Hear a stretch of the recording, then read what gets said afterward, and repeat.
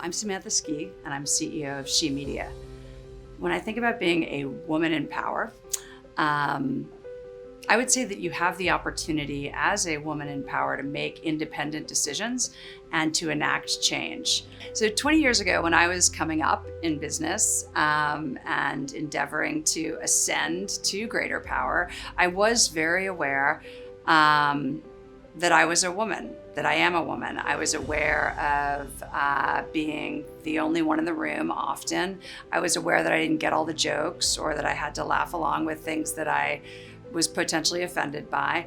I'm also very aware now that as a white woman in the room, I only have one degree of otherness, perhaps, from the majority. I look at the boardroom now, the executive team, the management team. I notice that there are not enough people of color, of sexual diversity, and that we're missing other identities in the room that would make us more creative, more complete.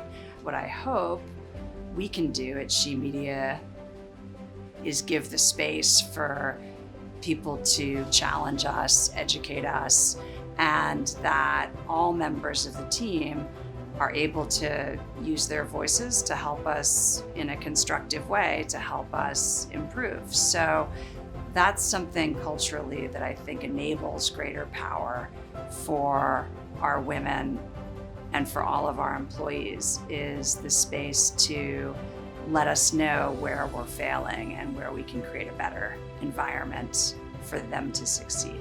So my advice to anyone who's navigating their path to success is to identify what success means to you. Success can be this amorphous pinnacle, whether it's personal or professional or at any space in your life, you're perpetually pursuing success.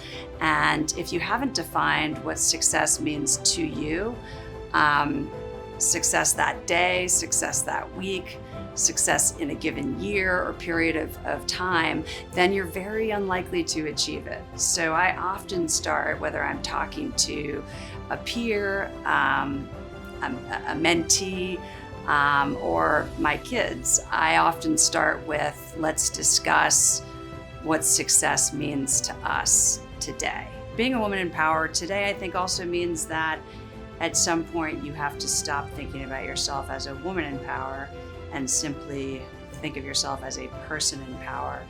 We give people the space to challenge themselves, to experiment, to fail. I often think that if we're not failing on a regular basis, we might not be trying hard enough to do new things and to innovate. I've seen great things when you give a person the space to make mistakes, to try new things, to experiment, and to build on the successes within those experiments. So the best way we can support our employees, our team members, is to give them the space that they need to be creative and to become leaders.